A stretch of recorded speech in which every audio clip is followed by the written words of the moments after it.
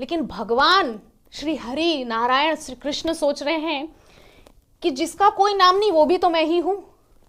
हाँ, तो मुझे ही जाना है। सभी देवी देवता तो अपने नाम की प्रतीक्षा कर रहे हैं कि हमारा नाम ले तब हम जाएंगे बचाने, लेकिन भगवान ने ये नहीं सोचा कि मेरा नाम ले तब मैं जाऊं, क्योंकि मैं ही तो इसका अंतिम सहारा हूं।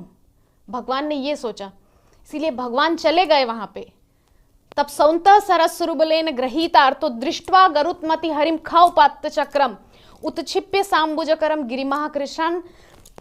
इस प्रकार से जब भगवान को गरुत्मति खौपात्त चक्रम, गरुड़ पर विराजमान शंख चक्र गदा पद्मधारी भगवान को आते हुए देखा तो तुरंत अपनी सूंड से एक सुंदर कमल उनके चरणों में अर्पित कर दिया। इतने कष्ट, हजारों वर्षों से कष्ट भोग रहा था वो गजेंद्र।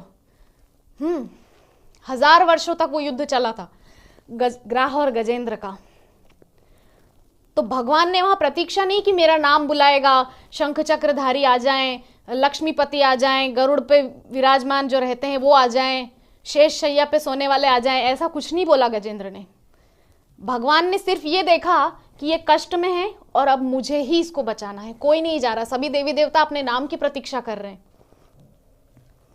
तो इससे ये समझ में आता है कि एके साधे सब सधे। एक भगवान को साध लिया, सभी देवी देवता प्रसन्न हो गए। और जब भगवान ने आकर के उस गजेंद्र को बचाया तो अब ऊपर से फूलों की वर्षा कर रहे हैं। इतनी देर तक कोई बचाने नहीं आया, अपने नाम की प्रतीक्षा कर रहे थे कि एक बार मेरा नाम ले ले, उसको सुन के तब मैं जाऊं बचाने। और जैसे ही भगवान ने रक्षा कर दी तो फूल बरसाने लगे। तो यहां पर हमको ये जो तथ्य समझना है वो ये है कि इतने देवी देवताओं के पास भटकने से अच्छा है एकमात्र कृष्ण का आश्रय ले लिया जाए, जिनके चरणों के आश्रय में ये सारे देवी देवता भी हैं। तो हमको उतना परेशान नहीं होना पड़ेगा। उदाहरण के लिए एक व्यक्ति को राष्ट्रपति से मिलने जाना है कि देखिए साहब बहुत कुछ ज़रूरी काम है, राष्ट्रपति से मिलने जाना है ना। तो उसने क्या साठगांठ कर ली राष्ट्रपति के पर्सनल सेक्रेटरी से कि साहब देखो मेरे को बहुत ज़रूरी काम है, राष्ट्रपति से मिलना है। तो उसने सेक्रेटरी से साठगांठ कर ली और उसको बोल दिया। सेक्रेटरी ने भी राष्ट्रपति से थोड़ा बात करके एकांत में और पूछ लिया कि हाँ साहब थोड़ा मिलना है उनको, एक व्यक्ति को आपसे। तो राष्ट्रपति ने भी समय दे दिया कि ठीक है, शाम को जब मैं मेरे घर के गार्डन में बाहर बैठा होता हूँ चाय नाश्ता करने के लिए, उस समय आ जाए वो 5-10 मिनट, उसकी भी बात सुन लेंगे। तो अब जो व्यक्ति है जिसको राष्ट्रपति से मिलना है, क्या वो राष्ट्रपति से मिलने जाएगा या वो सेक्रेटरी के पास ही उसके चैम्बर में बैठ करके उसी से गप्पे लड़ाता रहेगा?